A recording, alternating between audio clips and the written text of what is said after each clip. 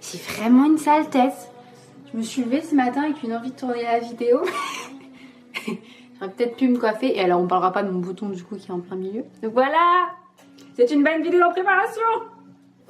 Salut YouTube, c'est Sweetup. Je suis trop heureuse de vous retrouver enfin pour une nouvelle vidéo. Ça fait tellement longtemps que j'ai pas filmé, mais ça m'avait trop manqué.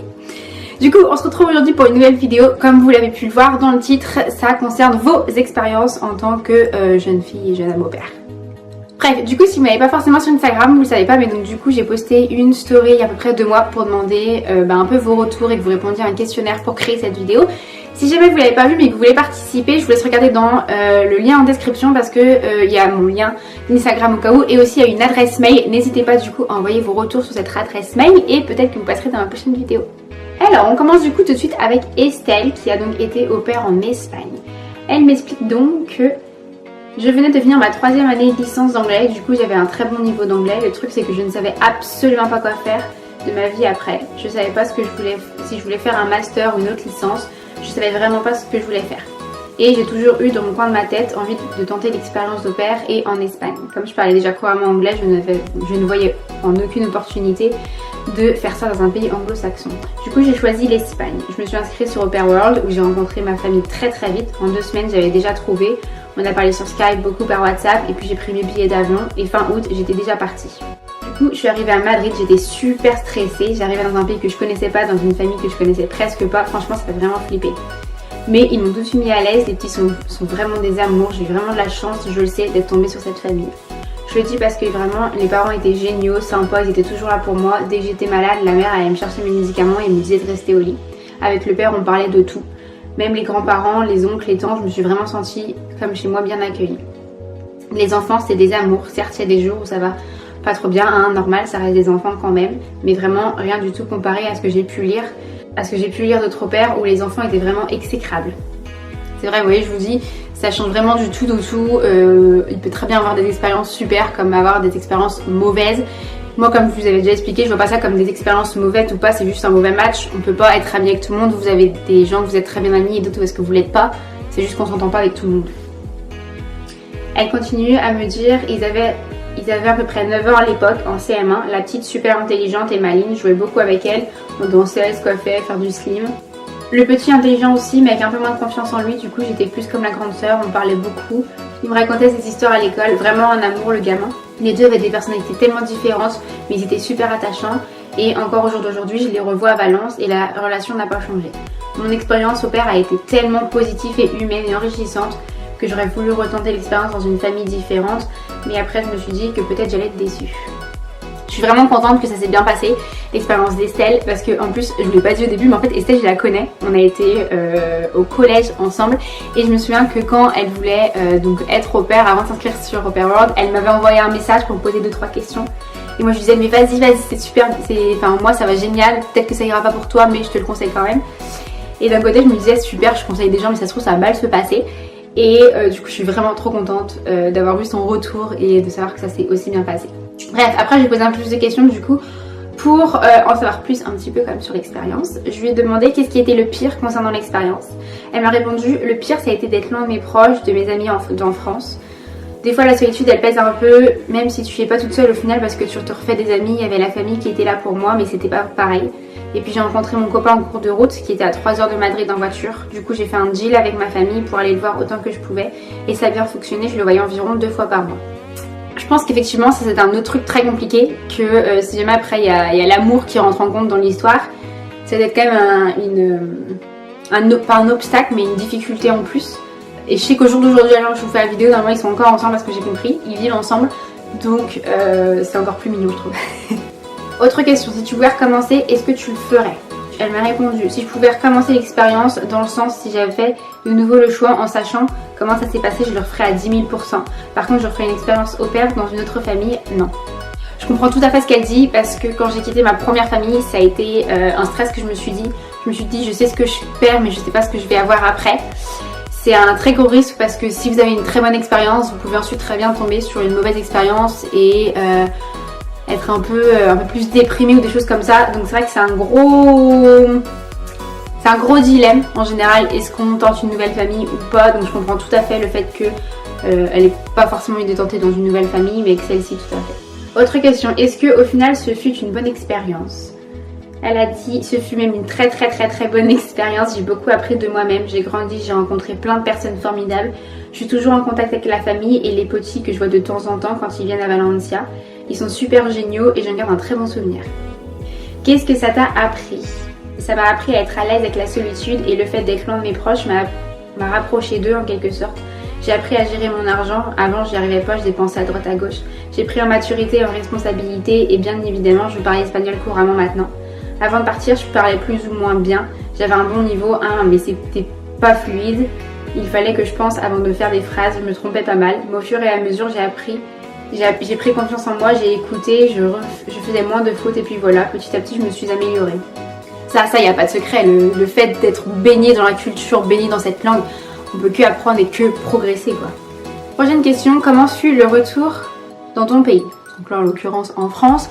Elle m'a dit, je suis pas encore retournée en France. Mais j'ai déménagé de Madrid à Valencia, j'ai trouvé du boulot là-bas et là ça fait 2 mois qu'on a emménagé avec mon copain. C'est trop cute. Donc tout va bien, je suis indépendante financièrement, j'ai mon appart, ma petite vie, le manque de la famille et des amis est toujours là par contre. Mais je préfère ma vie ici, le soleil, la plage, mon chéri, rien de mieux. Je me suis fait des amis aussi, je sors pas mal, c'est cool, franchement j'aime bien ma vie ici. La manière dont se termine son histoire, je trouve ça mais trop mignon, c'est... Oh, j'adore. Après, je lui ai demandé si elle avait d'autres trucs à raconter ou est-ce qu'elle aurait des conseils. En fait, il faut vraiment trouver une famille avec qui le feeling passe bien. Poser autant de questions que possible. Moi, je me souviens, je disais à la mère, je lui posais plein de questions. Je suis désolée, mais vraiment, j'ai besoin d'apprendre à vous connaître, voir si ça pourrait fonctionner. Et puis, l'éducation des enfants, ça dépend tout à fait des parents. Hein. Franchement, il n'y a rien à dire. Si le gamin, c'est le roi à la maison et qu'on lui indique pas le respect, bah, c'est clair qu'il n'y en aura pas. Ça, je suis tout à fait d'accord. Quand on voit qu'il y a des familles, les gamins, c'est du grand n'importe quoi. Ils n'ont aucun respect. Tout vient des parents au final, donc c'est vrai que c'est très important de poser énormément de questions, savoir où on met les pieds et savoir si ça peut matcher. Elle me raconte au final le plus dur quand ça se passe bien c'est de partir. Je me souviens le petit il a pleuré toute la soirée le jour avant que je parte, ça m'a brisé le cœur. Je trouve ça adorable l'histoire d'Estelle, je suis vraiment trop contente encore une fois que ça se soit bien passé, d'avoir des retours comme ça fait chaud au cœur, vous allez voir qu'il n'y a pas forcément que des bons retours. Donc franchement ça fait chaud au cœur, je suis trop contente. Vraiment, je ne sais pas quoi dire d'autre. Bref, prochaine histoire. J'ai eu un message de Fiona qui a accepté de répondre à mes questions. Fiona, elle est actuellement fille au père aux États-Unis. Du coup, je lui ai envoyé la liste de questions et je l'ai laissé répondre. J'ai posé quelques petites questions, je crois, en plus après. Donc vraiment, je vais vous lire la conversation quand même l'a envoyée. Alors, moi j'ai écrit coucou Fiona, je t'envoie la liste. Première question, comment t'as fait pour trouver ta famille d'accueil? Deuxième question, est-ce que le travail est comme tu t'y attendais? Et enfin, troisième question pour le moment, est-ce que tu as un manque de ta famille ou du pays? Elle m'a répondu coucou Camille, alors moi je me suis inscrite sur Cultural Au Pair et Au Pair Care pour avoir plus de chances de trouver une famille, coup de cœur. Ouh, ça veut dire qu'elle a payé 2 fois. J'ai eu beaucoup de familles sur les 2 profils et finalement 2 d'entre elles sont vraiment sorties du lot.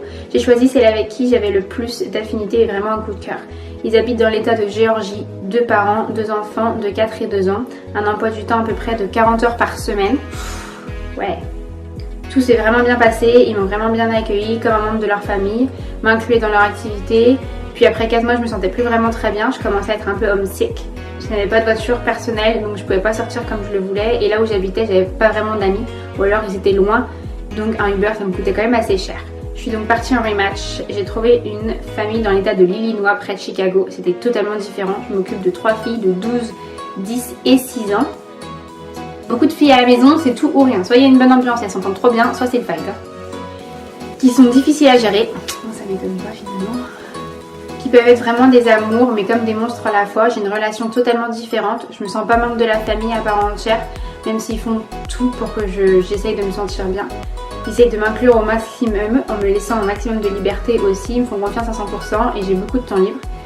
J'étends quand même 6 mois avec eux, même si c'est dur, j'aurais pas cette chance 2 fois, je me dis. Le travail est comme je m'attendais, oui, mais parfois c'est difficile de vraiment pas se sentir à sa place. Parfois, j'en fais un peu plus que ce que je suis censée faire. C'est plus l'éducation américaine qui est parfois pire que ce que je m'attendais. Alors, on va juste faire une pause. Donc, elle a eu un rematch. Ça, c'est toujours assez difficile, les rematchs. Je pense psychologiquement, c'est quand même un truc psychologiquement difficile. Là, en l'occurrence, elle est partie avec une agence. Alors là, elle nous l'a dit après, mais pour le moment, je ne sais pas encore quelle agence elle est partie. Mais quand on fait un rematch avec une agence, c'est l'agence qui gère tout, qui vous loge et qui est censée être là pour vous aussi psychologiquement.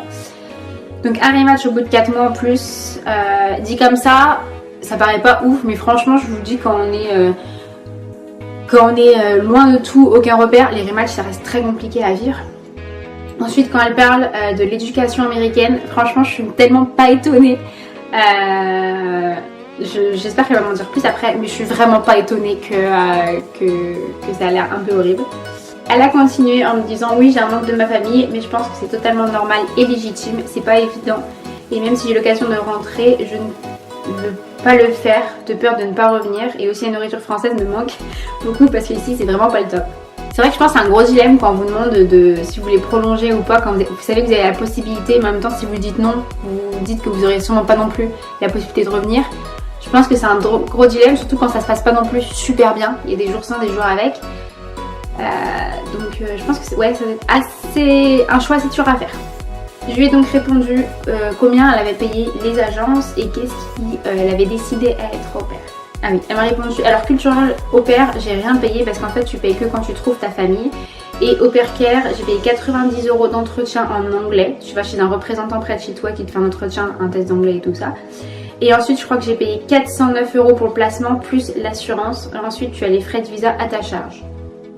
C'est ce que je disais dans une de mes vidéos, je sais plus, mais que est-ce que c'est bien de partir avec ou sans agence? C'est vraiment comme on le veut. Là en l'occurrence c'est les États-Unis, donc je crois qu'on est obligé de passer par agence, mais quand c'est des pays, franchement on n'est pas obligé.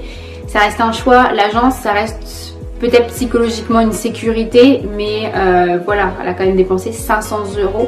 Je pense que dans un pays où on n'est pas obligé d'avoir une agence, ça fait quand même pas mal de frais en plus, quoi. Elle m'a répondu ma motivation. Alors moi c'était une amie de mon frère qui m'en avait parlé quand j'avais 12-13 ans. Elle avait une amie à elle qui faisait ça et moi à l'époque je rêvais de visiter les États-Unis. Je me souviens, ma chambre était même au thème de New York. Donc depuis ce moment je voulais faire ça. Après l'avantage c'est que j'ai réalisé un rêve, mais l'inconvénient c'est que ça fait des années j'ai beaucoup idéalisé le rôle d'au pair. Mais bon, je vis des trucs de ouf donc je m'en plains pas. Je lui ai demandé aussi par rapport à ses billets d'avion qui c'est qui avait payé, c'était l'agence ou elle. Elle m'a répondu quand j'ai eu mon rematch c'était ma nouvelle famille et ensuite pour l'aller Paris-New York c'était l'agence. Et voilà, c'est tout ce que Fiona donc me disait son expérience. Ça reste assez mitigé, donc elle a pas terminé son expérience, elle est encore au jour d'aujourd'hui là-bas. Comme on peut voir, ça se passe voilà comme Estelle, ça s'est super bien passé. Fiona, il y a eu des hauts et des bas. J'ai pas trop de commentaires à faire, mis à part que Fiona, je sais que tu me regardes. Donc franchement, je te souhaite tout de courage. J'espère que ça se passe bien et que tu tiens le coup. Et ouais, il faut essayer de voir le côté positif parce que même s'il y a des moments durs, ça reste une expérience incroyable. On découvre énormément de choses et on peut visiter des pays que en temps normal, ça serait plus compliqué de visiter, surtout niveau argent. Donc franchement, j'espère que tu profites à fond de ton expérience et que tout va bien pour toi. Alors, personne suivante, c'est Amélie. Enfin, j'espère que c'est Amélie. Son pseudo, ça dit autre chose. Mais donc, si j'ai écorché ton prénom et que tu te reconnais, désolée. Amélie, donc, qui a été au pair à Melbourne. Je vais envoyer la liste des questions et on va voir ce qu'elle me parle. Alors, elle me dit, franchement, dans l'ensemble, tout s'est bien passé. Il n'y a pas eu de réel problème. Les enfants étaient la plupart du temps très sympas, mais pour le pire, je dirais au début, lorsque le matin je devais m'occuper de la petite qui n'avait que 2 ans et demi à l'époque, elle voulait pas que je la touche ni rien. Lorsque les parents étaient encore là, elle a mis presque 1 mois à s'habituer à m'autoriser à ce que je m'occupe d'elle le matin quand les parents étaient encore à la maison. Ça de base, je pense que c'est dur de devoir s'occuper des enfants alors que les enfants sont à la de s'occuper des enfants alors que les parents sont encore à la maison. Les enfants le savent et je pense qu'ils cherchent plus et je pense que c'est un obstacle en plus. Mais sinon franchement dès qu'il partait tout allait bien. Sinon une fois aussi la mère m'avait fait certaines reproches parce que selon elle je ne faisais pas assez d'activités extérieures avec les enfants, donc sur le coup ça m'avait un peu énervée. Sinon franchement ça allait, parfois les enfants me poussaient à bout en fin de semaine mais ils se calmaient assez vite. Après rien à voir avec les enfants mais la famille était un peu bordélique, du coup à force c'était assez relou de devoir ranger dans une maison bordélique. Ça m'arrivait la même chose dans ma première famille, quand quelqu'un d'assez maniaque arrivé dans une famille bordélique c'est très compliqué. Aussi le fait d'être dans une famille et d'avoir des règles et des horaires à respecter, même si la famille était très cool, ça restait compliqué. Pendant l'expérience, je faisais que me dire que j'avais hâte que ça se termine, mais au final avec du recul, j'aurais peut-être pu le refaire sur une période un peu plus courte, genre max 3 mois, avec des enfants plus âgés. Au final, avec du recul, ça a été une expérience de dingue, c'est quelque chose d'unique, même si des fois c'était compliqué, parce que de base je n'avais pas du tout m'occuper des enfants, et du coup c'est assez compliqué pour moi de trouver des activités à faire, les journées étaient parfois très longues et très fatigantes, mais à part ça, ça reste très positif. J'ai eu énormément de chance de tomber dans une famille vraiment agréable à vivre, je n'ai pas été esclave comme ça arrive parfois. Ils m'ont totalement intégrée à leur famille, s'ils s'intéressaient à ce que je faisais le week-end. Et en dehors des heures de travail, j'avais totalement liberté. Pour les enfants, le petit à l'époque, il avait 6 ans, il m'a tout de suite accepté et il m'a beaucoup aidé au début avec sa petite sœur de 2 ans et demi. J'ai réellement passé de bons moments avec eux lorsque on jouait ensemble, je pensais pas, mais je suis vraiment attachée à eux, surtout à la petite. Je passais environ 3 jours entiers avec elle par semaine. Et j'ai même pleuré quand je les ai quittés alors que je suis pas du tout émotif. Mon expérience a été aussi chouette grâce aux amis que je me suis faites là-bas, notamment une fille avec qui j'ai partagé toute mon aventure du début à la fin. On est rentrés ensemble en France. Parce que même si la vie dans la famille c'est le principal, la vie sociale c'est tout aussi important et ça permet de garder le moral, de voir des gens de notre âge et de décompresser après des journées difficiles. Évidemment, étant en Australie, grâce à cette expérience, j'ai énormément voyagé dans tout le pays et ça fait partie des plus beaux souvenirs de ma vie. Toute cette expérience m'a énormément responsabilisée. Je suis partie à 19 ans, j'avais un niveau d'anglais très basique, j'ai tout de suite été très autonome et responsable. Très responsable avec les enfants, mais aussi pour gérer des trucs du quotidien, la banque, le médecin. Cette expérience m'a prouvé que j'étais capable de partir au bout du monde toute seule et de me débrouiller. Évidemment, avec les enfants, j'ai appris la patience. De manière générale, grâce au voyage et aux rencontres, ça m'a rendue plus ouverte d'esprit et moins matérialiste. Ensuite, je lui ai demandé évidemment comment s'était passé son retour en France. Elle m'a dit déjà je m'y attendais pas mais ça a été difficile de quitter ma famille.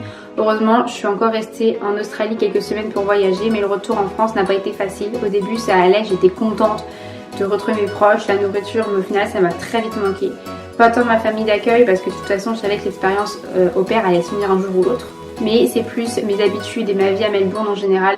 C'est très bizarre comme sensation parce que même si je raconte ce que j'ai fait, personne n'a vécu la même chose que moi et peut comprendre donc ce manque et ce vide que je ressens. Heureusement, j'ai gardé des contacts avec une de mes amies, c'est l'une des seules personnes qui est dans la même situation que moi, alors c'est bien d'en parler de nos souvenirs. Je suis rentrée en avril 2018 et c'est réellement en septembre-octobre que j'ai réalisé que j'étais rentrée pour de vrai et pour de bon. Je me pose souvent la question en me demandant ce que je fais à Paris, que je n'aime pas tant ça que de vivre ici. Et franchement, le mode de vie de Melbourne me manque énormément. Je me reconnais tellement dans ce qu'elle dit parce que c'est totalement ce que j'ai vécu. Personne, quand vous rentrez et que vous avez ce vide, ce manque de cette vie que vous avez vécu, vraiment ce mode de vie, et qu'il n'y a personne qui comprend en fait autour de vous, ça, c'est pesant et c'est très difficile. Moi, je me souviens que franchement, c'est un très très dur moment pour moi.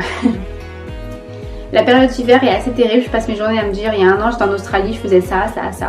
Et puis un jour j'y pense de moins en moins. Mais je rêve quand même d'y retourner.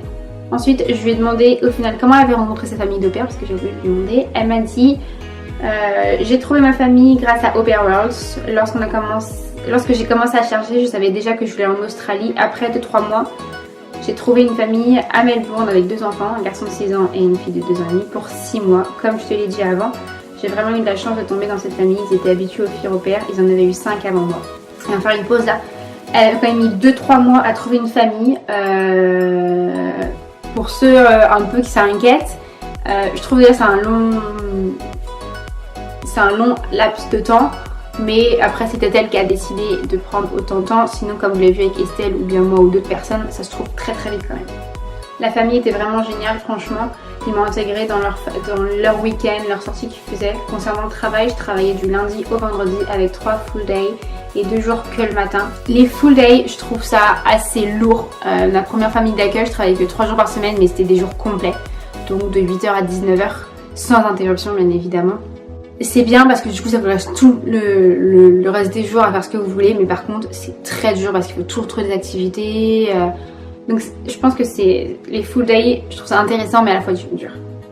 Et du coup elle nous explique après à quoi correspondait, enfin qu'est-ce qu'elle faisait pendant ces journées. Elle me dit le garçon allait à l'école, je m'occupais de lui le matin, breakfast, lunchbox, et pour la petite je la gardais donc 3 jours en entier. Les 2 autres jours elle allait à la garderie. Je l'emmenais à des activités, piscine et musique. Ah, ça c'est bien quand même, à 2 ans et demi qu'elle ait autant d'activités, même si c'était que 2.